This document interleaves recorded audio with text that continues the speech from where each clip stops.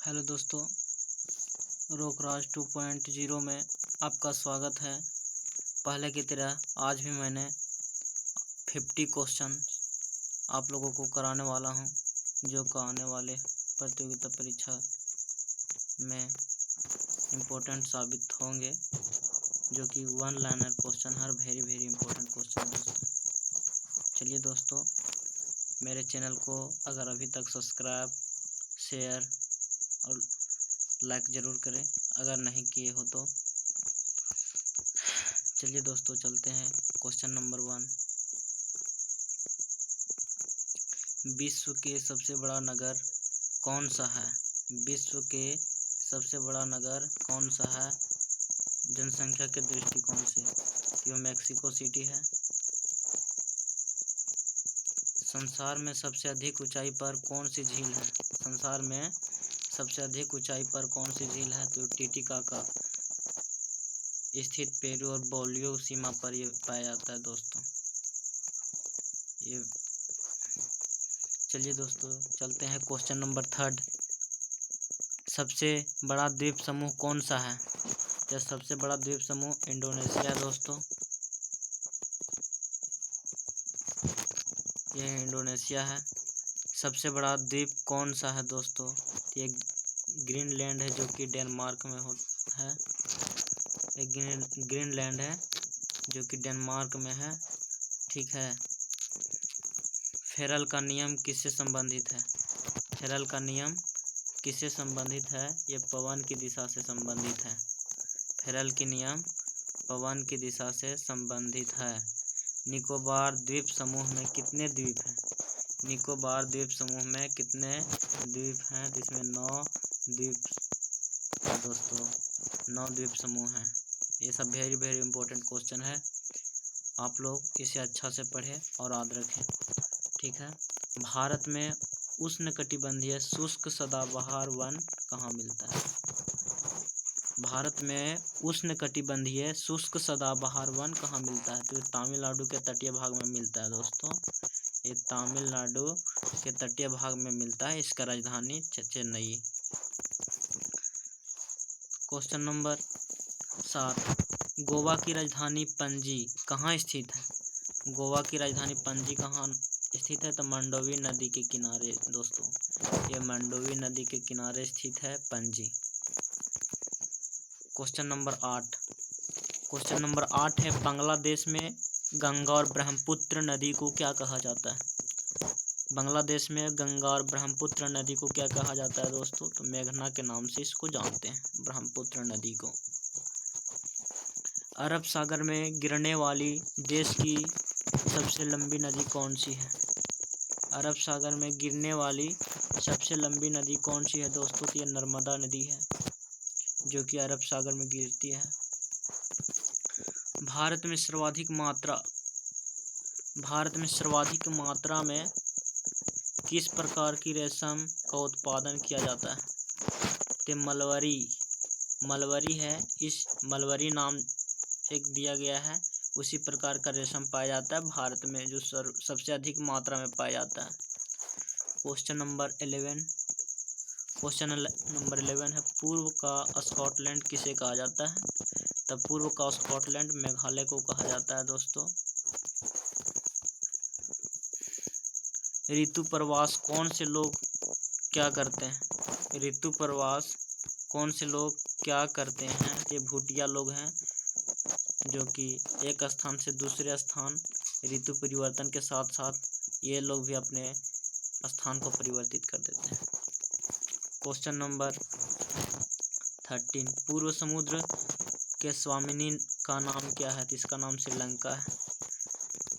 कल्पोंग जल विद्युत परियोजना कहाँ स्थित है? कल्पोंग जल विद्युत परियोजना कहाँ स्थित है? ये अरुणाचल प्रदेश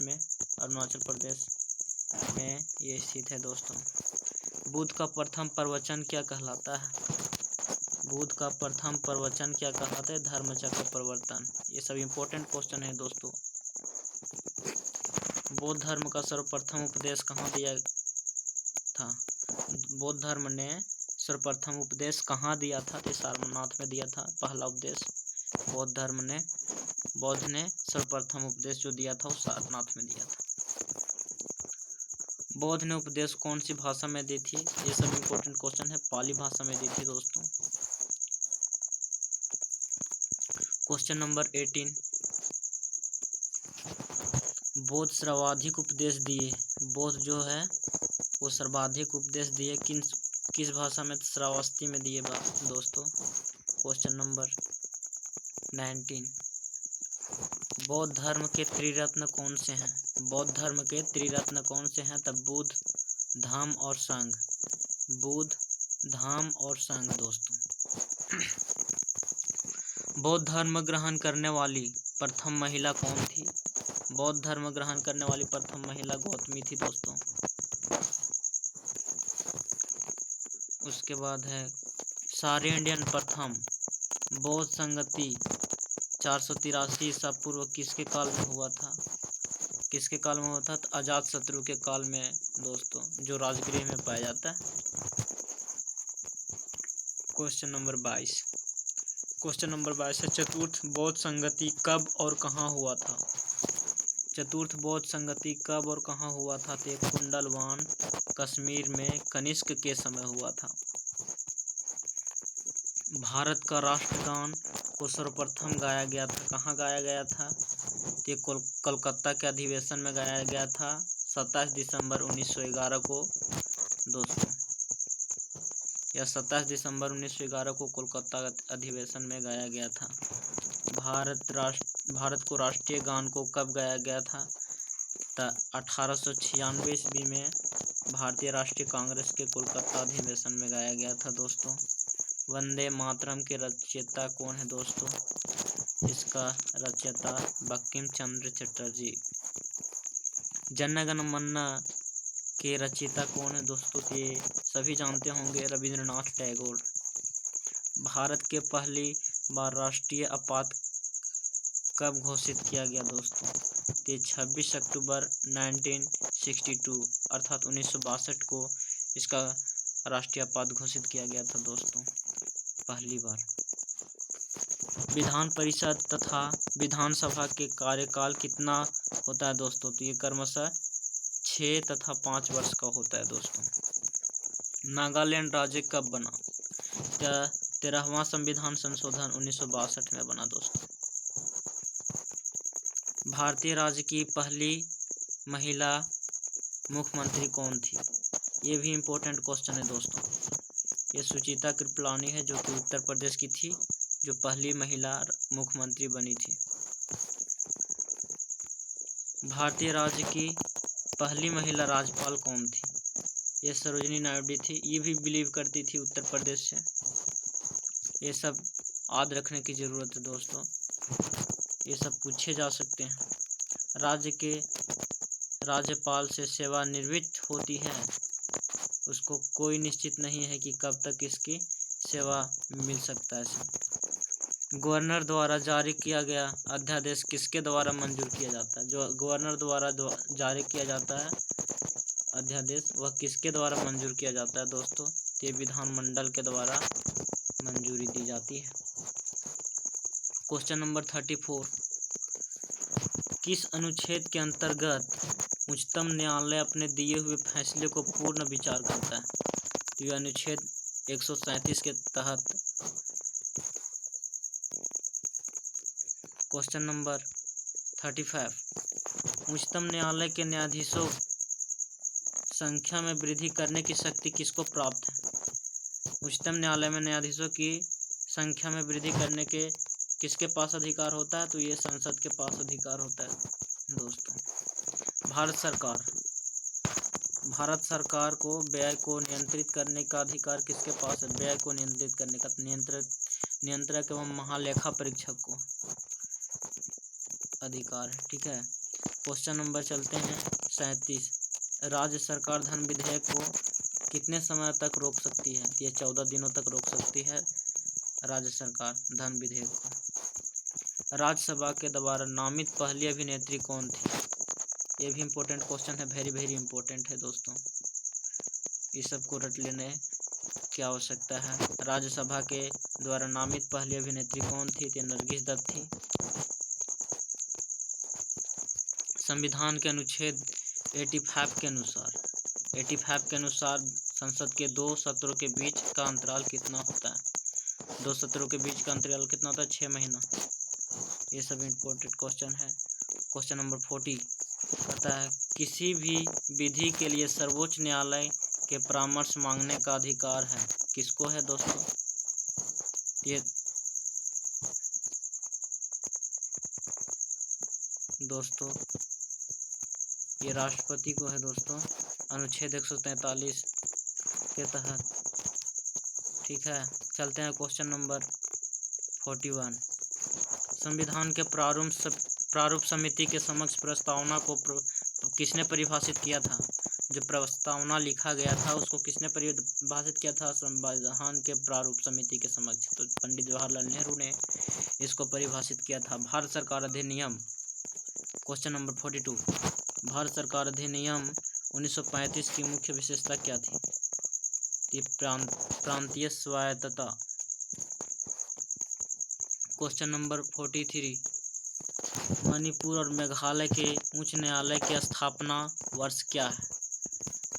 तो ये इसका वर्ष है 25 मार्च 2013 को मणिपुर के मेघालय के उच्च न्यायालय की स्थापना की गई थी।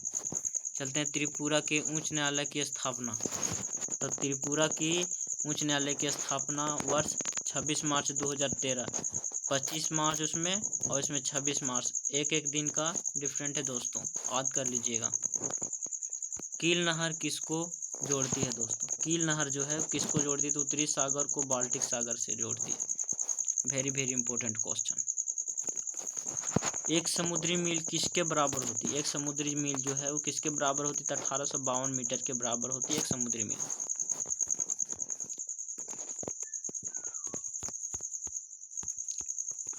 दोस्तों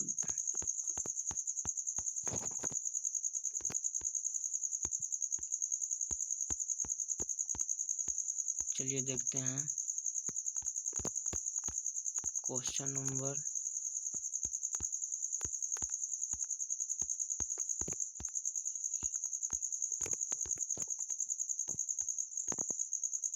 47 है। सबसे अधिक घना वाला आबादी वाला सार्क देश कौन सा है? तो ये बांग्लादेश है दोस्तों। सबसे ऊंचा बांध कौन सा है? तो टिहरी बांध है जो भागीरथी नदी उत्तराखंड में है। ठीक है, क्वेश्चन नंबर 49 कहता है सबसे लंबा बांध कौन सा है? यह हीराकुंड बांध है उड़ीसा महानदी में। ठीक है दोस्तों, चलते हैं क्वेश्चन नंबर